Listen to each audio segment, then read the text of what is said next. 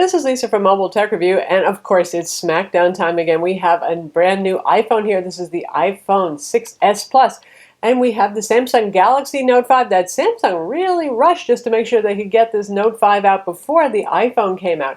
Both of these have big displays, lovely, highly colorful displays, classy designs, a very different design philosophy. Definitely top of the game for both of these manufacturers. So how do you pick between them? We're going to look at them now. So here we have two fabulous phablets. Wow, that's something we never got to say about Apple phones until fairly recently, a year ago when the iPhone 6 Plus came out. Now we're up to the iPhone 6s Plus, which is what we have in our hand right here. Design-wise, it looks the same as the previous generation iPhone 6 Plus. We have the gold back model here. You can get it in the new rose gold, which looks like pink, or silver, or space gray. You can watch our review of this phone if you want to know everything about it. Design, again, unchanged pretty much. For Samsung, a big design change. After years of making plasticky phones that people moaned about, well, they've gone all classy and glassy here. So we have the white one. Obviously, you can also get it in black in the United States. Metal on the sides, genuine metal, not faux metal anymore. A nice looking phone. And on the back, also glass. Certainly a pretty phone. And the white one is a good choice just because it doesn't show fingerprints so much. The black one gets pretty icky looking really quickly. So if you're one of those, tidy types, you're going to want to wipe it all the time if you get the black model. Undeniably, it's a good-looking phone, but it's also something of a delicate phone. Now, Square Trade, the folks that they abuse phones professionally because they put out warranties for these phones, so they want to know how much risk they're engaging in, say that this one is not terribly bendable. That metal frame really is functional there, but obviously you got glass on two sides. So, yeah. Keep that in mind if you're a klutzy kind of person. Of course, you can always get a rugged case, but the challenge is when you've got a 5.7-inch phone, it's already a big phone. Putting a big rugged case on it's going to make it really huge.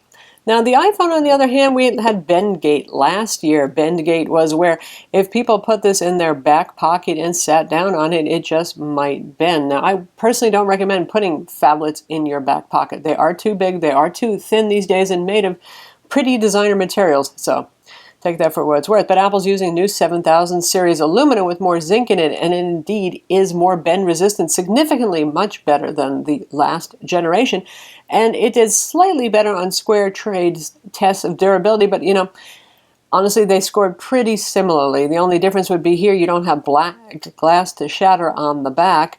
Of course, it is aluminum and it might scratch on you. That's always a possibility with either of these. If you drop them on their face, you're probably going to be in trouble. So really, it comes down to which design you prefer, the all-glass thing or the metal on the back kind of thing, and how secure you are in holding your phone. The glass phone, of course, is going to be a little bit more slippery. Now, Samsung does put ergonomic curves here so your hand can wrap around the edges. It does help a little bit, but it is the slipperier one, the one I would for sure put a case on. But I know most of you put cases on all your phones, so again, mood. In terms of aesthetics, I leave that up to you. I think they're both very attractive phones. Beauty is in the eye of the beholder, so you decide which one you think is prettier. Some design elements are very similar. They both have actual physical home buttons that act as the place where your fingerprint scanner is for biometric security. The bottom, they're actually very similar. You can see the speaker at the same location right there, and we have the USB connector in the center using lightning style connector for the iPhone, standard micro USB 2.0 on the Samsung, and our headphone jack over here. They even have the power button in pretty much the same location right up there on the side. And they have the volume controls on pretty much the same side over here. Now Apple adds their little lock over here you can use for something like rotation lock or to silence it, whichever you want, so difference there. Now on the Samsung on the top we have no more IR window. This is the year where Samsung went pretty, but they have removed features. So there is no more IR blaster that you used to have for your AV remote control. There is no micro SD card slot, and there's no removable battery. So those all used to be big pluses versus the iPhone. So now they're on even ground there. Interesting, isn't it? One thing I will note in terms of ergonomic design, just as I've been handling this phone, you probably couldn't see it because I tried to keep those little faux pas hidden, but It's very easy to accidentally start doing things on the screen. That's the price you pay for those really thin bezels. I'm going to keep harping on this until manufacturers start listening, and maybe you folks watching this understand that, yes, really skinny bezels might look good, but usability-wise, they can lead, especially if you have big enough hands to wrap around here, to accidental presses, making phone calls by accident, starting applications, especially with the capacitive home buttons that are here. Instead of using the on-screen buttons, being right near the edge there, it's easy if your palm exceeds over it. Just like that, you can start activating, the buttons and stuff like that. So a little bit annoying. So I'll say that I stand in favor of the iPhone's slightly larger side bezels. Not really huge either, but just slightly larger. And Apple uses little technology to try to not pay too much attention to the edges, side edges of the screen, knowing that you might actually touch on it. So it does help. As I said, both of these have a fingerprint scanner embedded in their home button. The latest generation on the iPhone is uncannily fast. It works so fast you think it's actually not doing anything, but happily it is. Samsung's has improved a lot and is sort of like the last generation iPhone 6 fingerprint scanner, which is to say it's pretty good, but it's not as quick, and once in a while you'll have to try more than one time to get a reading. But overall, it's very usable, but this is obscenely fast. There's no barrier to using security on your phone anymore. It's that quick. Now, in terms of display, here where Samsung on paper certainly is the better one, and maybe more than just on paper. Viewing angles on both of these are very good. Now, IPS viewing angles tend to be good, and the Retina display is an IPS display, but the latest generation of Super AMOLED displays have really wildly good viewing angles too. Also pretty low reflectance. As you can see, both of these are, relatively speaking, not reflecting that much of our studio lights. Super AMOLED on the Samsung. If you're used to a Samsung display, you're going to like it. It has better than life colors. It exceeds sRGB. In fact, it's about 132% of sRGB, which means it's getting into Adobe RGB territory for those of you who are color mavens and know what all that stuff means. There is a standard mode that you can enable on this. This is a couple of different display profiles if you just want to see 100% sRGB, which would be the most realistic for those who care about seeing realistic photos. Apple's does 101% of sRGB, so you've got complete coverage there in terms of how we measure technology displays, which means your computer, your phone, that sort of thing, not your TV. Those get to have even higher color gamut. So if you like the super bright Super AMOLED and the infinite, near infinite contrast on the Samsung, you're going to like it. I'm going to say personally that I like Samsung Super AMOLED displays a lot. And usually if I have to switch to another phone with an IPS display, I'm kind of like bummed because I do enjoy Samsung's colors. But with the iPhone 6s and 6s Plus, I don't feel so bummed. It actually looks really nice and gorgeous too. And right now we have the Samsung in adaptive color mode, which means that it's going to analyze whatever's on the screen and give you a whole lot of vivid colors there. We could drop it down to standard sRGB mode and it would mute the colors a little bit. But in general, I mean, looking at both of these are both very saturated, very colorful, very high contrast displays. Samsung pulls ahead with the resolution. It is QHD 2560 by 1440 resolution. That's like 518 ppi. The iPhone 6s Plus is 1920 by 1080. It is also a slightly smaller display, 5.5 inches versus 5.7 inches, so its PPI is 401. Now, Apple maintains anything over 326, and the human eye can't discern the individual pixels, holding them at a reasonable distance from your face, not, using them in an unnatural way. So either way, you're vastly exceeding the pixel count required to not see any pixels. And the current pixel race is insane, where we're getting into 4K phone displays. This is just silly. Nobody can see that. So I would say that if you gave these two displays to somebody who didn't know the difference, they would not be able to tell you the difference in resolution. But I know some of you really like your specs. And if you're watching higher resolution video nowadays, like on YouTube, you can get 1440p video and all that kind of thing. There can be a benefit. You're gonna render at more accurate aspect ratio, pixel density, all that sort of thing on the Galaxy. Both of these are 16 by 9 widescreen resolution, by the way, so you're not going to have black bars on either of these when watching video. Now we're on the topic of displays. The Samsung Galaxy Note 5 is special. It's a Note because it comes with the Wacom digital pen. This is a very accurate and precise digital pen that you can draw with, you can have pressure sensitivity, you can rest your hand on the screen, all that goodness right there, and you get a nice fine tip pen. I've always been kind of a note gal. I really enjoy this. It is handy for taking quick notes to self. If you're an artist, you can do some pretty nice sketching on this, so it's an enjoyable experience. Now, with the iPhone 6S and 6S Plus, they kind of fight back and do something interesting here, which is the new 3D touch display. If you press and hold on an application that supports it, for example, you can get actions and all that sort of thing.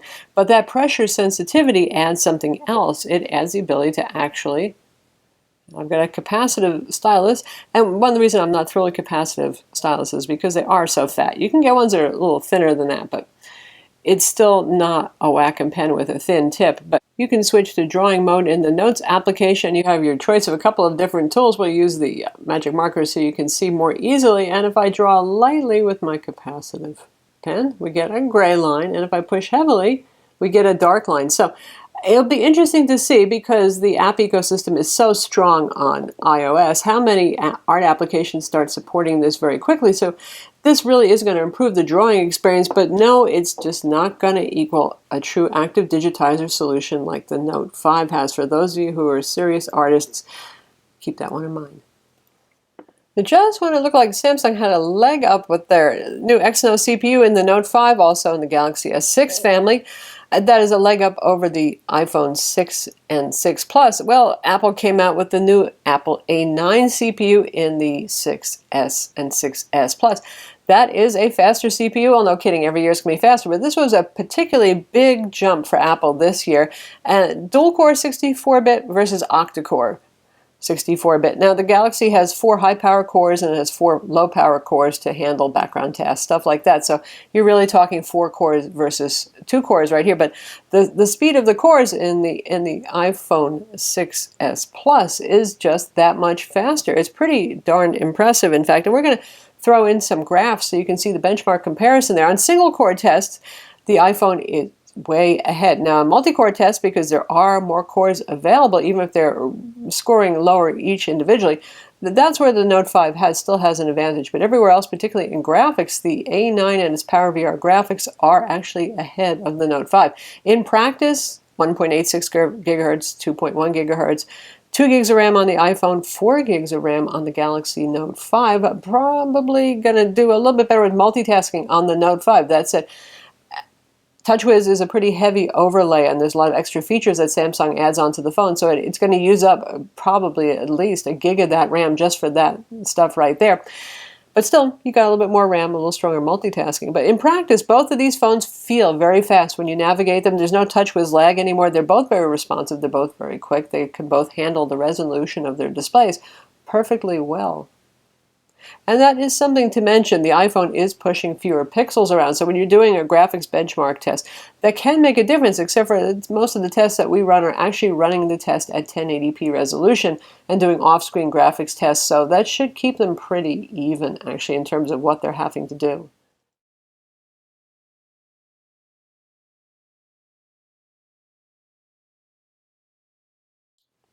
How about audio quality? Both of these have a speaker right at the bottom over here, and both of them have pretty good audio. I mean, for a phone that doesn't have a set of front-facing speakers like certain Moto phones, the HTC One M9, decent enough sound. I would say the iPhone's a little bit more full-sounding, but in terms of volume and in terms of clarity, they're both on equal footing. In terms of battery life, they have almost the same capacity batteries, and unsurprisingly, given the fact that these are large batteries at 3,000 milliamps or just below for the iPhone, they're going to be some of the longer runtime smartphones on the market. So the iPhone 6S Plus, so far I've been averaging an actually shocking amount of screen on time with it, about 7 to 9 hours, depending on what I'm using it for.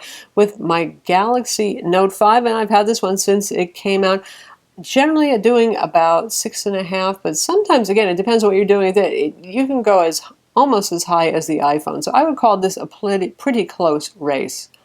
And also, it's going to depend on what applications you have loaded, how many notifications you're getting, all that sort of thing.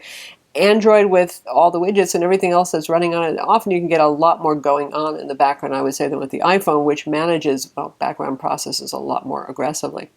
Speaking of that, there's the operating system. It's going to be which you prefer. That's going to be the most important thing. Granted, they're getting more and more similar with every release, and that's because everybody's copying everybody else's ideas and features at this point. Apple copies too, yes. if you have a favorite, nothing is going to make you love that phone if you're going to miss that favorite operating system and the way it works. So keep that in mind if you have a strong preference. Now, I know some of you like to mix and match and have a tablet that's one OS and a phone that's another, and that's cool. And that's why you watch a video like this. But if you know you're a diehard Android person, you love the way Android lets you customize and put widgets on the home screen and all that sort of thing, or you just love the way iOS works, the simplicity, the app quality, that's up to you. Speaking of app quality, now both of these have a huge number of apps available for them. iOS, I hate to say it, still has an advantage for app quality. Often more consistent, better looking user interfaces on. That's not across the board though. You know, I mean, Twitter on both of these looks at fairly similar, works fairly similarly. Where you will notice it is if you're a gamer. There's more high quality games out there for iOS. They either come out first and then Android has to wait, or some of them just stay exclusive to iOS. And given the graphics chip that's in here and the performance, it is a great gaming platform, especially with that giant screen. Now for storage, our Note 5 gets a little pat on its glass back for having 32 gigs of storage in the base model. Both of these are expensive phones. On average, in the United States, so we're talking full retail prices. Of course, you'll have monthly payment plans available to you and different ways of paying for the phone. But on average, the 32 gig is $700. If you want the 64 gig, it's going to be around $800. The iPhone 6 Plus starts at $749 for 16 gigs of storage, which is darn near insulting at this point. They really should give you 32 gigs in the base model. Then for another $100, you jump up to 64 gigs, so that's pretty nice. And then there, the iPhone pulls ahead pretty quickly for giving you more storage, but you're still paying a bit more than you are for the Note, aren't you? At $850. And there's a 128 gig model. It's a frightening $950 for it on this, but it's available. With the Note, 64 gigs is the maximum. Since neither of these have expandable storage, it's nice to know that you can get one with all the storage you need if you can afford it. If you're into mobile payments, well, Samsung just rolled out their Samsung Pay service just weeks ago, and Apple Pay's been out for a while now, so Apple has a lot of merchants on board, and that's NFC contactless payments that they call it. Now, with the Galaxy, they do something interesting. So it has NFC, and it also supports the old magnetic strip technology, where it kind of mimics the magnetic strip on the back of your credit card. So in theory, they don't need as much merchant support for point-of-sale systems. The point-of-sale system won't need to have NFC if you can do that. In the long term, it's probably not going to be worthwhile. Does that matter to you in this year? No, not so much. But a couple of years down the road, I suspect they're going to drop it because if you haven't noticed already, a lot of point-of-sale systems are moving over to the chip technology where you insert your card and it has a little chip right on the card now. And the magnetic strips were too easily duplicated, copied, spoofed. But that will give the Samsung the ability to take payments at places where you might not have guessed it would work. Now, the trick is right now, Samsung doesn't have very many banks on board. There's only about 4 or so. But again, it's only been out for a couple of weeks, so we're going to have to see where it goes. They both have their potential, shall we say, to do well. Now, with Apple, because they control the software and the hardware, they have the security of the fingerprint scanner built right in for things like Apple Pay, for using your credit card on websites, or paying at point-of-sale systems. And it works pretty seamlessly with your fingerprint, and it does this. Both of these do the same thing. They create a virtual credit card number, so it's pretty secure, tokenization. Now, with the Samsung, they're going to have to wait for Android OS 6.0 Marshmallow, which is going to have biometric security integrated into the operating system. And at that point, hopefully you'll be able to use it for fingerprint scanner for things like buying stuff on Google Play and all that sort of thing, whereas with this guy, you already got it integrated into your App Store purchases. So looking to the future here for Marshmallow to see what happens with the fingerprint scanner. In terms of cameras, both of these have very high quality cameras. The front-facing cameras will take nice, sharp selfies and do great for video chat. The rear cameras, now with Apple, you have a 12 megapixel camera, which for them is a step up from the 8 megapixel camera in the last generation. Samsung has a 16 megapixel camera, and they both have their two-tone flashes on the back. So resolution advantage for the Samsung there. In case you need to crop more, you get a little more fine detail. Now, you will notice, if you look real closely, if you zoom in and pixel peep, as camera people say, at 100% resolution, a little bit more detail on the Samsung. We're going to have a separate smackdown between the Galaxy S6/Note 5 family of camera and the iPhone, so we'll do that in more detail later. But the executive summary is they're both actually really fine cameras, and in most cases, I don't think anybody is going to find major fault with either of these as camera phones go. They're not going to replace your digital SLR, but They take really fine photos, and they can both shoot 4K video. They can both shoot still images while shooting video as well. Now, Samsung is for the power user, where you can go into use a lot of manual settings, and the iPhone is the keep it simple, not many settings to play around with. So if you love playing with camera settings, you're going to like the Galaxy Note 5 camera better. If you just want to point and shoot and zoom, and that's about it, and use, a couple of effects like panorama, slow-mo, and stuff like that, then it's the iPhone.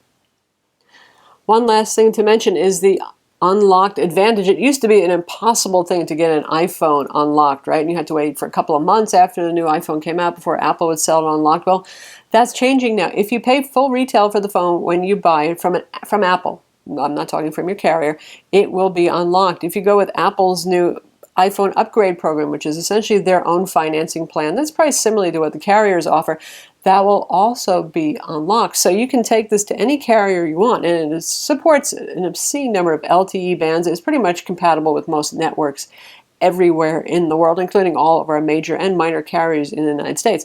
Samsung is more of the traditional model, where you buy it most likely from your carrier. It will be locked to your carrier. It doesn't have as many LTE bands. It does, may or may not do CDMA and GSM. Depends on the model that you get. Of course, a Verizon one, yes, it will. Now, if you go to places that import phones and sell them unlocked, you go to Expansers or something like that, you may be able to find this unlocked and with the bands you need for multiple carriers, but it's a little bit easier, more streamlined, more straightforward. You don't have to go hunting around and find sites like that with the iPhone. So for those of you who need an unlocked phone and you need something that's really going to support pretty much any network out there, the iPhone gets a little advantage there. Now, I know you guys always ask which one I would pick, and this is the hardest year ever. I've been a Note person for a long time. I still really love the S Pen, the active digital pen on there. Samsung has removed a couple of features I did care about, like the removable battery, more so the micro SD card slot there. So putting it more on even ground with the iPhone. With the iPhone, I really love the fact that it kind of just works, and I don't have to tinker with it, and wipe it out as often as I do with my Android phones. I like the integration with the Apple Watch a little bit better. If you're interested in a smartwatch, the Apple Watch, I think, does more than Android Wear at this point. So it's a really tough call. I like the customizability of Android. I like to be able to put my widgets on here and all that sort of thing. So I'm going to tell you, I really want to have one of each of these this time around, whereas it used to be the Note 5 for me was the winner. So that's our classy glassy Samsung Galaxy Note 5 and the iPhone 6s Plus.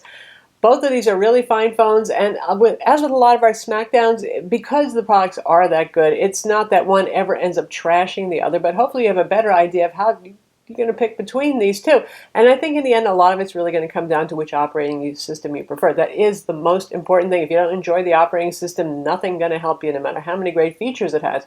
The interesting thing here has been that, well, Samsung has actually cut back on the features, so a couple of things that used to put it ahead of the iPhone, certainly on paper, are gone, like the removable battery, the SD card slot, the IR transmitter, and all that sort of thing. So they're kind of on more even ground in terms of features now. But Samsung has always pulls ahead with a couple of neat things like that Wacom digitizer and pen, and their super duper super AMOLED display. I know you guys are going to have fun in the comments insulting each of these platforms. You go ahead, have fun. I'm Lisa from Mobile Tech Review, and if you like this video, hit that like button.